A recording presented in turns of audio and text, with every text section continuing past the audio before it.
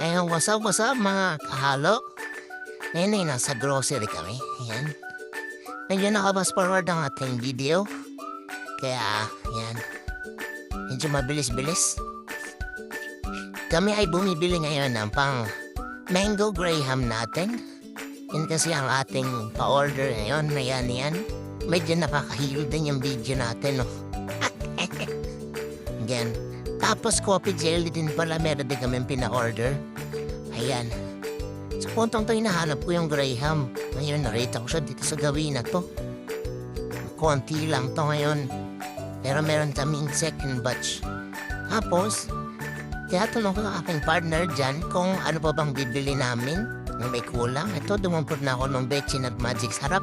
Pero syempre hindi natin yung nilalagay dyan sa ating mango graham at coffee jelly. Wala lang kaming condiments. Kumuha rin ako ng Yakult dyan. Tatlong pile ng Yakult. Kasi diretso na kami dyan sa cashier. Yan. Dahil konti lang, nakabasket lang kami. Ang basket ay nandun. Pinagilid niyan. Pila kami. Pila, syempre.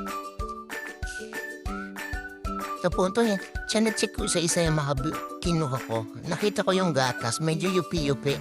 Pero di pa naman siya expired at tinanong ko pa nga dyan si ate ko. May discount ba? Sabi PWD. At senior.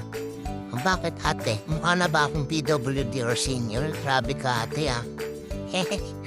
Ayan, yan yung aming mga pinamili kasama yung mga mangga. Ayan na yung mga nagawa namin mga mango graham. Ito pala yung procedure na ginawa namin nung gabi. Ayan. Sa puntong yan na yan, ako ba yung naghahalo na ng aming cream. Nilalagyan ko na ng condense. Ayan. Medyo nakakapagod pero satisfying kasi alam mo yun, nagawa mo yung mga gusto mong gawin.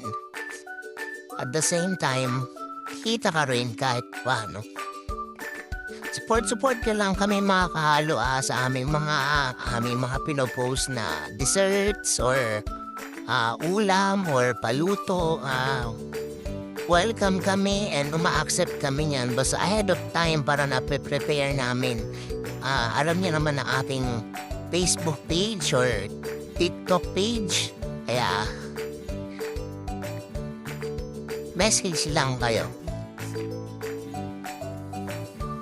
Mura lang naman tayo magpresyo, mura lang din tayo magbenta. At syempre hindi natin tinitipid yung ating mga ingredients dahil alam natin na ang tao sa masarap at mura, papatok. Yan. Meron pala akong hand mixer dyan na pinhiram sa akin ni nanay. Shoutout sa'yo, Nanay Linda. Thank you. Dahil hindi mo pinasakit ang aking kilikili. Kailangan kasi, madouble ko yung whipped cream para maganda siyang gamitin. Pero actually, mali pa nga ako din sa procedure ko kasi dapat pala pinadouble ko muna yung cream ko bago ko nilagay yung condense. Kasi babagsak siya. Pero kahit naman papano, okay naman siya nung ginamit ko, nung nilatag ko na siya. Yan. Masarap naman. And ito yung punto na nagle-layer na kami ng aking partner, dalawa kami dyan. Ayan, tinulungan niya ako. Ako yung tagalagay ng cream. Siya naman yung tagalagay ng graham biscuit. Ayan. Pinapaliguan niya muna sa coffee bath yung ating mga biscuit para mas masarap. Yan yung sekreto. Siyempre yung cream. Ayan, napuputol yung mga biscuit niya pero okay lang. Push lang.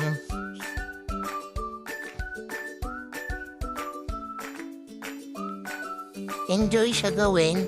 Siyempre, hindi namin namamalayan na itong oras na to ay bandang 11:00 na. Ayan, dire-diretso lang din kami sa paggawa. Push lang ng push para sa kinabukasan. Siyempre, nagnenegosyo tayo hindi para yumaman, para lang magkaroon ng extra income, para lang hindi tayo bakante. Eka nga, mas mainam na may pumapasok na pera kahit papano, hindi puro palabas. Tama ba ako dun? Tapos yan, Ah, medyo na dinadahan-dahan namin kasi di pa kami honestly first time namin tong ginawa.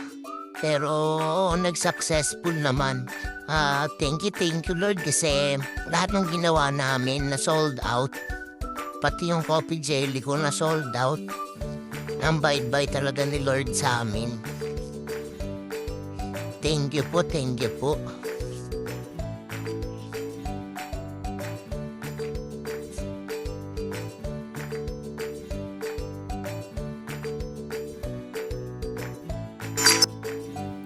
Ayan, sa mga puntong to medyo patapos na rin kami. Kaya sabi ko nga sa inyo, support nyo lang po kami mga kahalo dahil marami pa po kaming gagawin ibang mga desserts.